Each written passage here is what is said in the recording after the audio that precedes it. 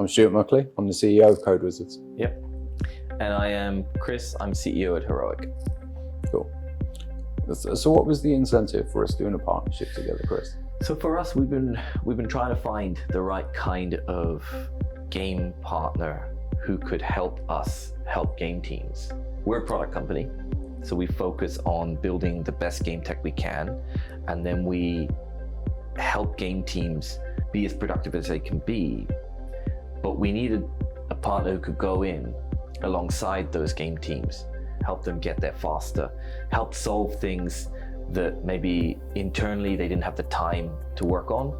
And together we've been doing that so well for the past 18 to 20 months that we thought, I think we just need to make this official. Yeah. Yeah, for us, it's the exact opposite. We're a services company. Yeah. We're not a product company. We've got no intention of being so. Working with you guys is brilliant. It makes it incredibly easy. You're very engineering focused like we are. You're very client focused. You both want to do the right things for Absolutely. people. Get the job done, get the best possible game out the door. So it works perfectly for us both, which is great. Yep, awesome. Nice. And how much time did it take for you guys to pick up the tech? For Nakama, no time at all, in all truth, because we've used just about every other backend on the planet. Yeah. Nakama is really easy to get into. Awesome. Documentation's really easy. Having an open source version is the thing that makes a massive difference to us as a business, because it means that we can run things, that we can experiment with it. And also to the people we're working with, it kind of gives them protection really, which is, if ever they really had to, the open source version is there to use as well. Nakama has been a really good fit for us, hence why we're doing this partnership and working with you guys so much. Yeah. We're super excited to see what we can do together. You've now launched Satori and Hero. Do you want to talk a little bit about it? Yeah, so Satori is our LiveOps server. Put it into early access in November last year. It's in worldwide release now. And the motivation for it was to consolidate sort of the 5 big pieces that game studios need when they're building a LiveOps calendar, a LiveOps pipeline. They need messaging, they need event capture for analytics, they need to be able to remotely configure the game, they need to run experiments, and then they need to run live events.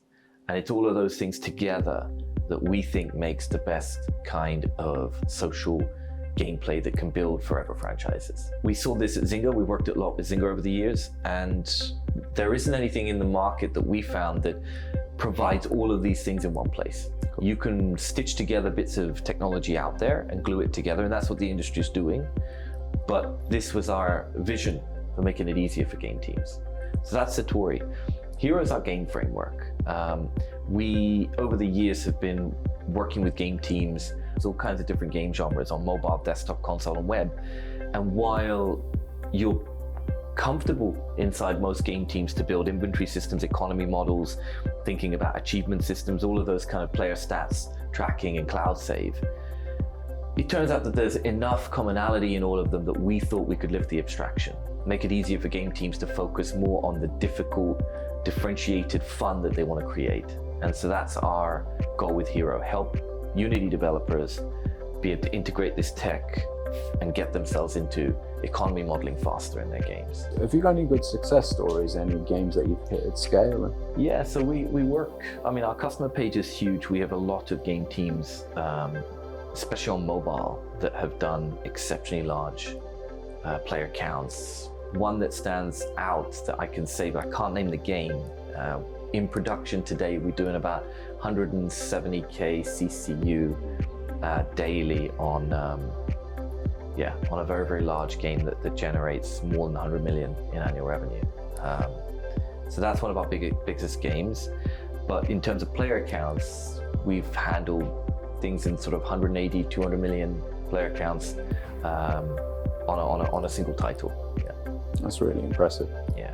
One of the reasons why we love Nakama is the fact that it scales, and we know that it will just do the job that we need it to. The game teams that you guys have worked with today, when they're thinking about building up a tech stack internally, something that would be the foundation for a game that they work on, how do they make those decisions? I think there's a huge variety in the industry, and it will really depend on what kind of engineers you're working with and what kind of game is being made. So, for highly engineering focused teams, Nakama is our go-to tool. If they want to look at the code underneath, it's open source, they can go, they can do all that stuff, and that's cool. But realistically, we are looking not just for the technology, but to tune it to that team that are working upon it and their ethos and the way that they like to work. Okay. What other pieces of the tech stack do you guys get involved with? Do you help them with? Typically, we'll help across the whole back-end and front-end stack, integrating directly into the game to make it easy for them. Game analytics pipelines are massive. You know, even across console games, we've seen they're learning a lot of the lessons from the mobile world and bringing those forward. So that's always interesting. And then for scaling and multiplayer, there's lots of that work as well. How do they think about running their LiveOps pipeline? That whole LiveOps element is starting to come more into PC and into console. It's definitely slower, but it's moving as more and more living games are developed on those platforms. So what's the perfect kind of project for you guys to take on? The kind of projects that are best for us are the ones where the customer needs us to just take a piece and run with it and deliver it and make sure that it's good, high quality, and it does everything that it should do. You give us the problem, we solve it for you, and we hand it back complete, ready to rock and run with. So it's a crew-based model. You bring in a group on your side into a team to fit the area of the problem that the studio needs solved. Absolutely. And that works better for the client because they know that it'll just get done and the work's finished. It works better for us because people working together with more autonomy have more fun, so the engineers do a better product, they work faster, they enjoy their lives more. So it's perfect. Yeah, and there's less integration time because the team that's going in together know each other already. Absolutely. Yeah. The biggest things about teams really when you assemble a new team is you don't know everyone else's strengths and weaknesses. Everyone's got strengths, everyone's got weaknesses. So a good team is a balance of all those things. So having battle-hardened sets of engineers that can work together as a pod is a massive advantage, and it's much quicker for them. Awesome.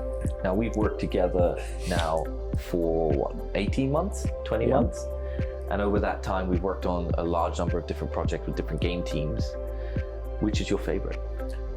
Favorite? That's a tricky one to answer. Well, one of the best things about this business is that it's full of nice people, and it's often a pleasure to work on them. So the Gram Games work that we're doing together at the minute, cool. That's good fun. You know, I like those games, I like those people. Yeah. That's easy to work on. The Undaunted stuff that we did recently was good fun as well.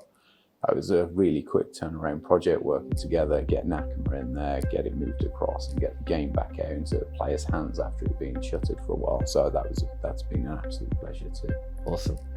Well, Chris, one thing that really interests me, how do you say, is it Nakama? Nakama? So it's a Japanese word. It is a slang term. It means friends who are closer than family. We named it originally as a code name for our game tech. When we sat down to come up with a marketing name that we wanted to use, we couldn't think of anything better, and so we landed on Nakama. Yeah. Cool. So.